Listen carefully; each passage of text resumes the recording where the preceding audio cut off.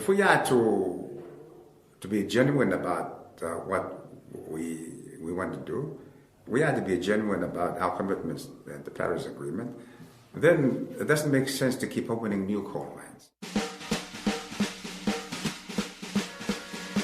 One for Mum, one for Dad, one for the country. And there has never been a more exciting time to be in Australia. Dead, buried, cremated. Australia's basically done. We'll just end up being a third-rate economy. You know, a banana republic. Just follow the money. G'day, and welcome to Follow the Money, the Australia Institute's podcast demystifying the big economic issues in Australia and putting them in plain English. I'm Ebony Bennett, Deputy Director at the Australia Institute. As the largest island nation in the Pacific, Australia has a big role to play in the region.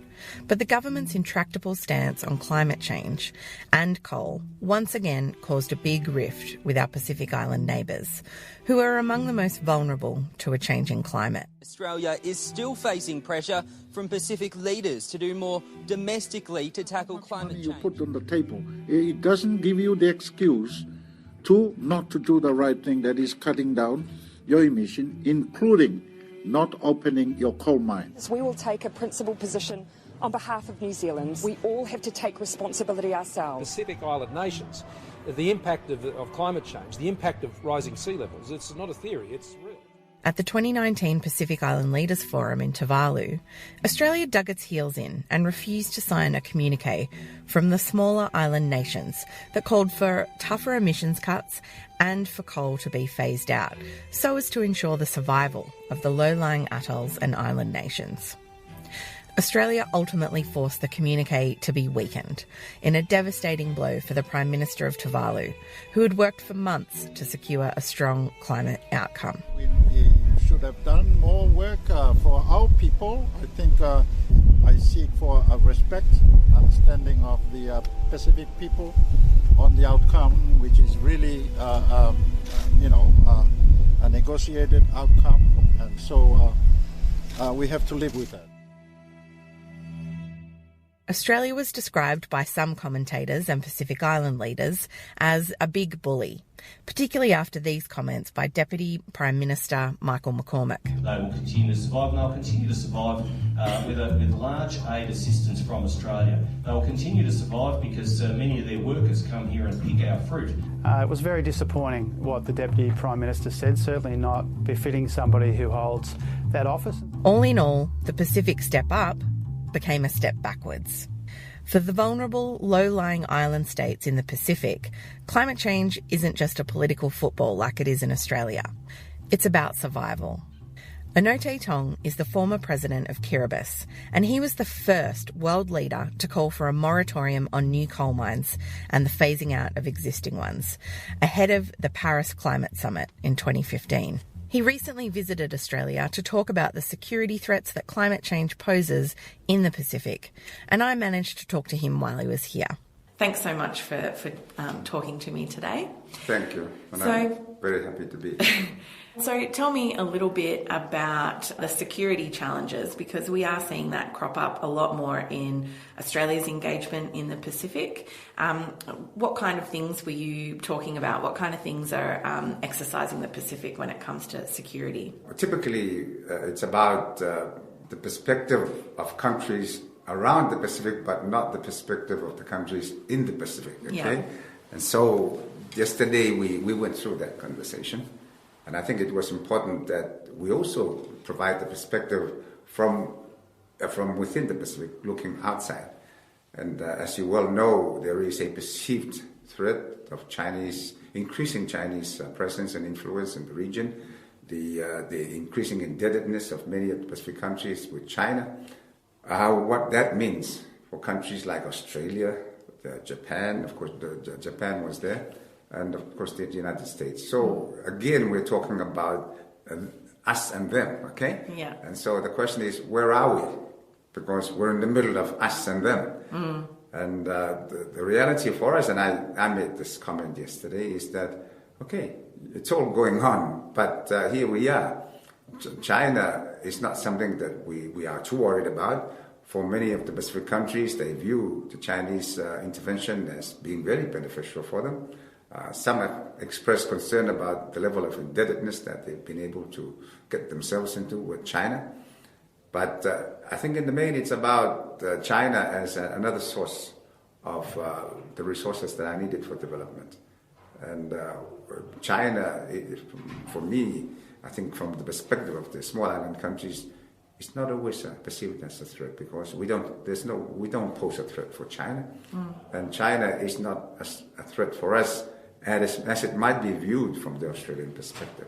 So, what are some of the, I guess, concerns for the Pacific in the way that other countries are shuffling and the geopolitical implications, and the Pacific kind of getting caught in the middle of all that? Yes. Well, the reality is we watch it with a lot of interest, and we try and see what it means for us.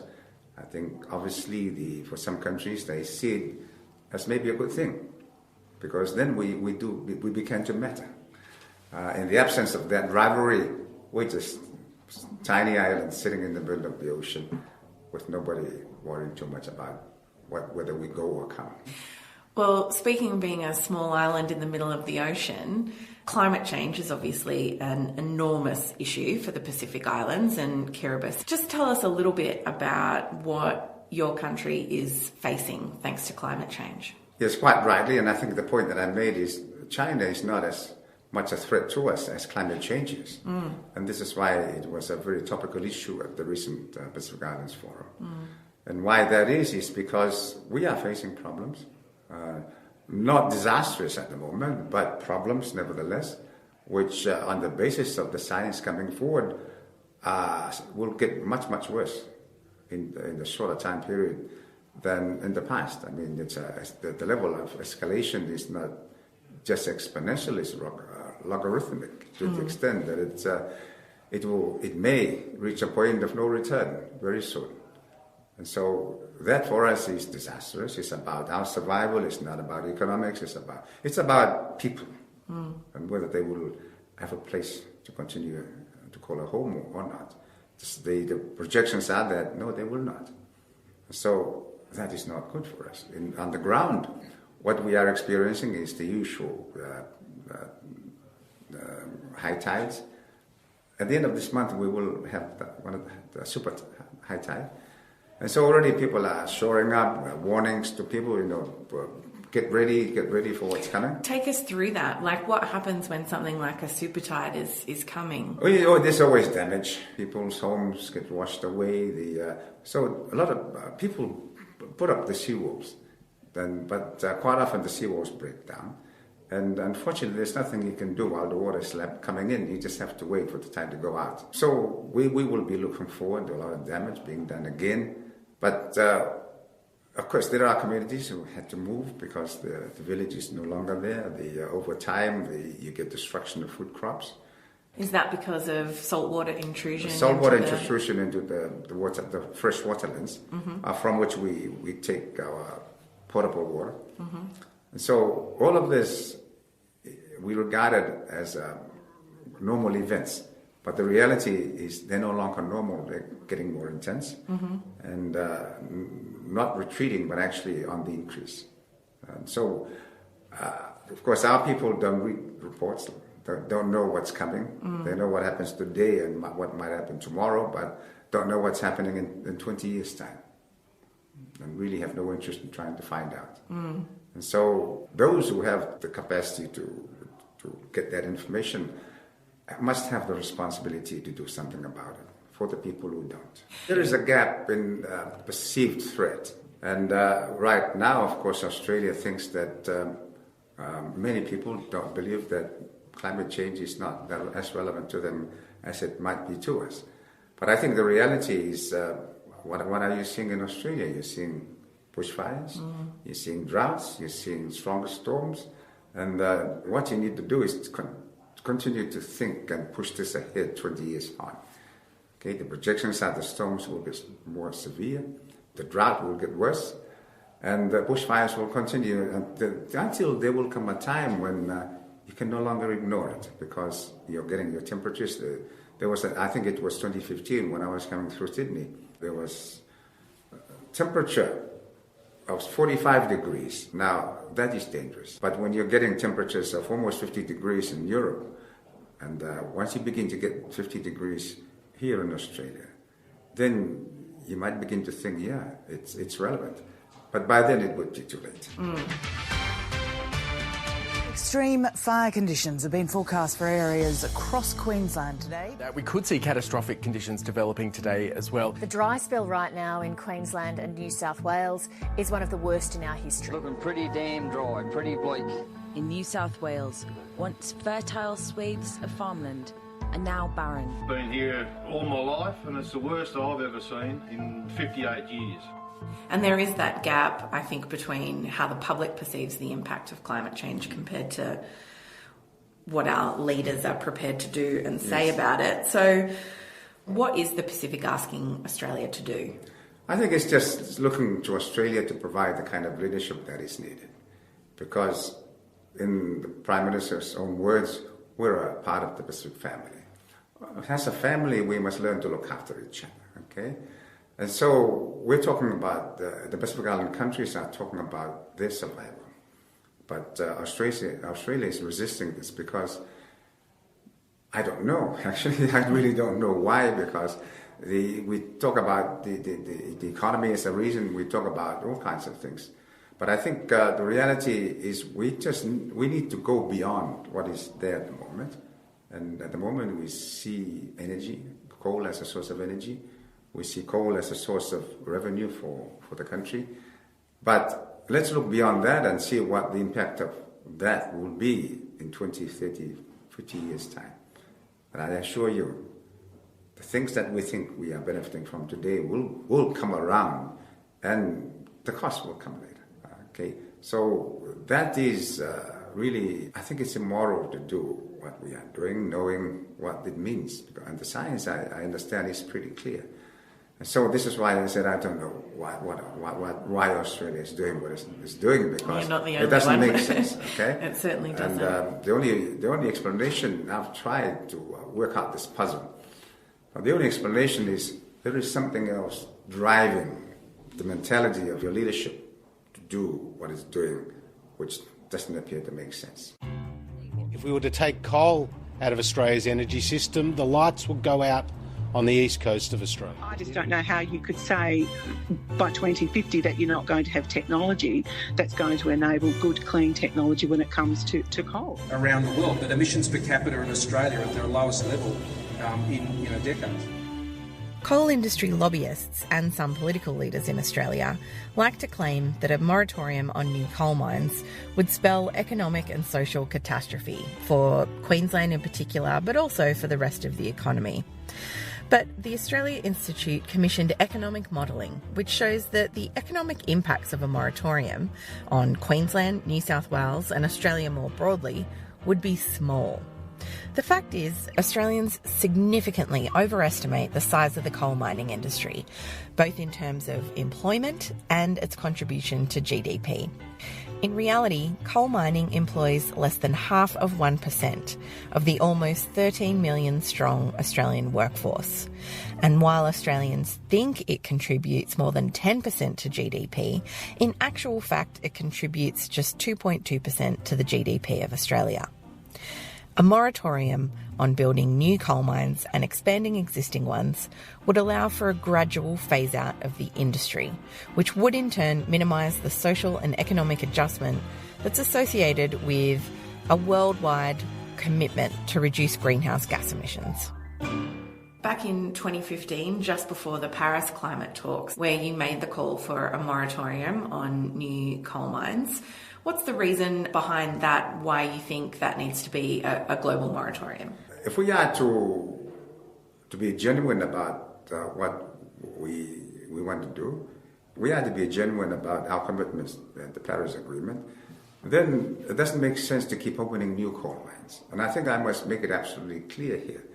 And I've been deliberately misinterpreted to say that I'm asking for all coal power stations and to be shut down. No, I think that is a distortion of my comments. It's unrealistic, and I think that's why it's conveyed as such to be so unreasonable and so unrealistic. What I was asking was that let's stop opening new coal mines. And the reason is very simple, because the science says it's bad for us. Doesn't get much more simple than that, does it? I don't think so. Very direct and very strict. And obviously there's been resistance in Australia to that call, but I know a lot of Pacific Island nations signed on to that call. How is that going internationally? Is there support building for a moratorium on that, on new There coal is. mines? I mean, shortly after I issued the note, some countries returned and made their commitments. Now, what's happening around different parts of the world, I mean, the Brits, they've taken it on board, and I believe they're asking Australia to step forward on this as well. Even the United States is taking the initiative to shut down the coal plants. And other countries are doing that. And I know there is always the argument that there's no point in Australia doing it because China will continue to do it. But I think the real issue is there's every point for Australia to do it and then put pressure on the Chinese not to do it. Okay, and so let's not put forward that kind of an argument. Let's study the issue, draw our conclusions, and act on the basis of those conclusions. The recent decision, I guess, and approvals for the Adani coal mine, how was that perceived in the Pacific when it happens? Is that the kind of detail that the Pacific has to pay attention to what's happening in Australia, or is that really much more high level? I think there's not much we can do, but there's a great deal that you Australians can do, and I think you need to do. You have the obligation to do it because that is your obligation to your future generations, because I guarantee you it is going to hurt the health of your family one day. And so that's a responsibility that Australia, the Australian public has, not only to itself, but to the rest of the global community. You know, to keep pushing away the kind of initiatives that contribute to the changing climate. This week you called for Australia's membership of the Pacific Islands Forum to be reviewed for possible sanctions or suspension because of our pro-coal agenda, I guess. Can you walk me through that and why you think that's an appropriate response for the Pacific Islands to take? Okay, let me put it this way. You're a member of my family, but you keep damaging the future and the security of members of my family. What should I do to you? Should I reward you? Should I applaud you? Or should I sanction you? I think it's the same question. That answer applies at another level. And so Australia is doing that. It's endangering the security. It's a danger. What it's doing is a danger to the well-being of members of the same family. And so it needs to be sanctioned in some way. We can't applaud that. We cannot allow it to continue. And the only way that to do that, if you don't abide by that rule, what right do you have to remain within the grouping in the family? Okay, I think let's not talk about anything else. Let's just talk about the action itself. This Prime Minister has presided over a reduction in Australia's influence in the Pacific, and he's damaged our relationships. He went in with emissions rising, without a plan to reduce emissions, with a history of people like Peter Dutton making jokes about Pacific Island nations sinking underwater. And of course, Michael McCormack saying climate change was fine. They'd be fine because they could come here and pick fruit. Is it any wonder that he walked out of that having alienated people that we want to be close to? And what are you anticipating coming out of the upcoming United Nations climate talks in September? You know, I've always been disappointed at the kind of thinking we go to at these conferences. We go there with our national agenda and want to put this on an international table. It doesn't work. We've got to understand that climate change is a global issue. Therefore, we cannot and should not be bringing our national agenda. I think this is precisely what happened in Tuvalu. Well, I think it's well publicized that Australia came and went and pushed very strongly to try to undermine the strength of the resolve and the declaration that was in the communique of the forum meeting. which really was about removing those parts of the commitment which would be perceived as maybe selling off Australian interest. I never believed that. I think we all have to educate ourselves to the reality of what is at stake. It's not about our politics of the day. Climate change is about our survival into the future. And so I've always said climate change is not about politics, it's not about economics, it's about people. The future survival of humanity is now regarded as an issue. Climate change is a global issue, and it must be tackled at the global level. And you cannot be talking about pushing in what it would mean, what you do there would mean to your next election. It's not about your election, it's about the next generation. If there was a message that you wanted to send to Australia, what would you say to them? It's quite clear. I don't think I need to say. I just need to remind people to recommit themselves to what they also already believe.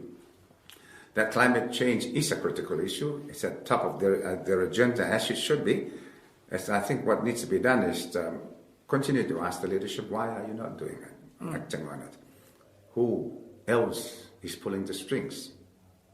That is taking us very directly to the catastrophe that's ahead of us. Let's try and work together to avoid it. And for the leadership, come on, provide the right leadership. Don't take people towards the disaster that you're taking them to. Is there anything else that you would like to add? Nothing at all, but simply to say how grateful I always am to visit your country and to understand and know that you've got wonderful people, the hospitality, the genuine commitment. But I think you need, as a people, as a public, you need to ensure that what you want done is actually followed by your leadership. Well, thank you very much for your time. Thank you.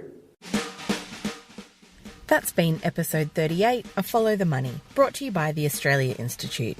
I recorded this interview with His Excellency, the former President of Kiribati, Anote Tong, on the 14th of August 2019 in Canberra. He was here as a guest of the Australian Institute of International Affairs. You can go to our website, tai.org.au, where you can find more analysis on climate change, renewable energy, a moratorium on new coal mines, and our national energy emissions audit that's published monthly. Listen free to Follow the Money wherever you find your favourite podcasts, or you can listen to all our previous episodes on our website. We're on Twitter at the Oz Institute with an AUS. My Twitter handle is Ebony_Bennett with a double N and a double T. This episode was produced by Jennifer Macy and Lizzie Jack. The theme music is by Jonathan McFeet from Pulse and Thrum. You can find more of his music at pulseandthrum.com. Thanks for listening.